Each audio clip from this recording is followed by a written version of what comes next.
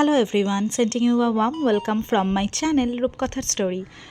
আজকে তোমাদের সাথে শেয়ার করব একটা কনসিলার দিয়ে কিভাবে মেকআপ লুক ক্রিয়েট করা যায় খুব কম প্রাইসে এবং কম বাজেটের মধ্যে।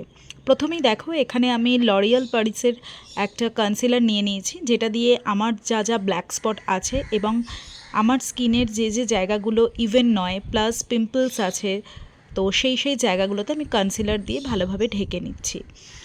আজকে কিন্তু কোনোভাবেই কোনো রকম ফাউন্ডেশন অ্যাপ্লাই করব না, তো শুধুমাত্র কনসিলার আর কালার কারেক্টারের সাহায্যে আজকে তোমাদেরকে করে দেখাবো কিভাবে একটা বেসিক মেকআপ লুক ক্রিয়েট করা যায় অ্যান্ড গর্জাস অলসো। তো আমার চ্যানেলের ভিডিওগুলো কেমন লাগছে অবশ্যই জানিও, আর যদি ভালো লেগে থাকে ডেফিনেটলি চ্যানেলটাকে সাবস্ক্রাইব করে দিও। আরও ভালো ভালো ভিডিও নোটিফিকেশন পাওয়ার জন্য চ্যানেলের বেল আইকনটা প্রেস করে দিতে কিন্তু ভুলো না। তো এখানে আমি দেখো কালার কারেক্টার নিয়ে নিয়েছি, যদিও আমার কনসিলারের যে শেডটা ছিল সেটা আমার স্কিন টোনের থেকে দুটো ভ্যারিয়েশন হাই বলতে পারো, মানে লাইট বলতে পারো। আর আমি যেটা কালার কারেক্টার নিয়েছি সেটা কিন্তু একদম হচ্ছে আমার স্কিন টোন অনুযায়ী। তো এই স্কিন টোনের কালার কারেক্টারটা দিয়ে আমি কনসিলার যে যে জায়গাগুলোতে রয়েছে সেইখানেও অ্যাপ্লাই করছি, প্লাস আমার ফেসের যে ফাঁকা জায়গা যেখানে কোনো ডার্ক স্পট নেই, কোনো ব্ল্যাক স্পট নেই, সেখানেও কিন্তু আমি অ্যাপ্লাই করে দিচ্ছি। এবার তোমাদের যেটা কাজ হবে সেটা হচ্ছে খুব ভালোভাবে একটা ব্লেন্ডারের সাহায্যে জেন্টলি ব্লেন্ড করে নিতে হবে। যারা তোমরা কলেজ গোয়ার্স আছো বা যারা বেসিক মেকআপ শিখছো বা বেসিক মেকআপ করতে চাইছো, তাদের জন্য কিন্তু আজকের ভিডিওটা একদম আইডিয়াল।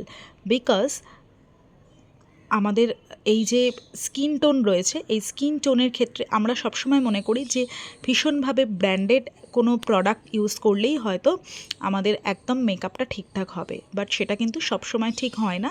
এবং বেসিক যে জায়গাটায় আমরা ভুল করে থাকি, আমাদের হাতের কাজটা যদি ঠিক হয়, মানে তোমরা যারা আর কি একদম বিগিনার্স রয়েছো তাদের উদ্দেশ্যে আমার বলা যে এই যে ব্লেন্ডিং প্রসেসটা, এই ব্লেন্ডিংটা যদি তোমরা খুব ভালোভাবে ঠিকঠাকভাবে করতে পারো, এবং এটার একটা ট্রিক্স যেটা আমি নিজের ক্ষেত্রে অ্যাপ্লাই করি এবং যেটা আমার নিজের এত বছরের আর কি মেকআপ করতে গিয়ে জানা বলতে পারো, সেটা হচ্ছে যে একটা ছোট মিরর নেবে, মানে বাড়িতে যদি কোনো বড় মিররও থাকে সেটাকে অ্যাভয়েড করে একটা ছোট মিরর নেবে যখন ব্লেন্ডিং করবে।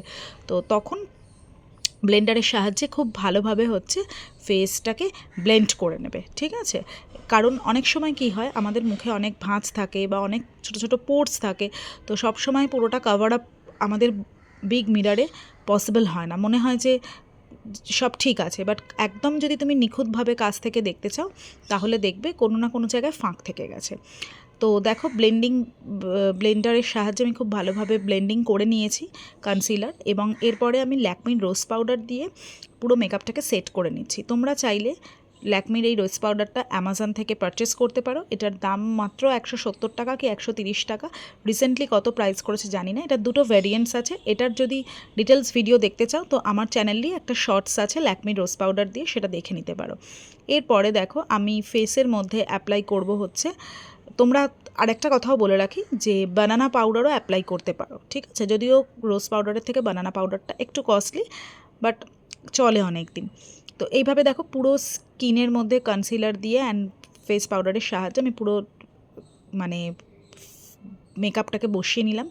এবার হচ্ছে আমার ব্রাউবন এরিয়াটা একটা ব্রাশের সাহায্যে ভালো করে সেট করে নিলাম, এবং এই যে আইশ্যাডো প্যালেটটা তোমরা দেখতে পাচ্ছ, এই আইশ্যাডো প্যালেটের এই যে ব্রাউন কালার আর ব্ল্যাক কালার, এই দুটোকে একটু হালকা মিক্স করে আমি ভালো করে দেখো হাইলাইট করে নিচ্ছি আমার ব্রাউবন এরিয়াটা। তোমরা চাইলে এটা কোনো রকম ব্রাউ পেন্সিল দিয়েও করতে পারো।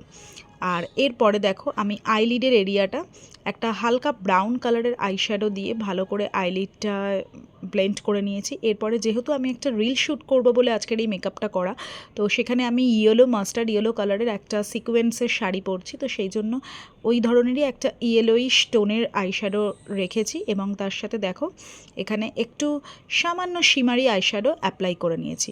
আমার কিন্তু আইশ্যাডো পুরোপুরি হচ্ছে আই মেকআপ ডান। এরপরে আমি জিনিসটাকে আরও এনহ্যান্স করার জন্য কাজল ইউজ করে নেব। এখানে আমি মেবেলিনের কাজলটা ইউজ করে নিচ্ছি।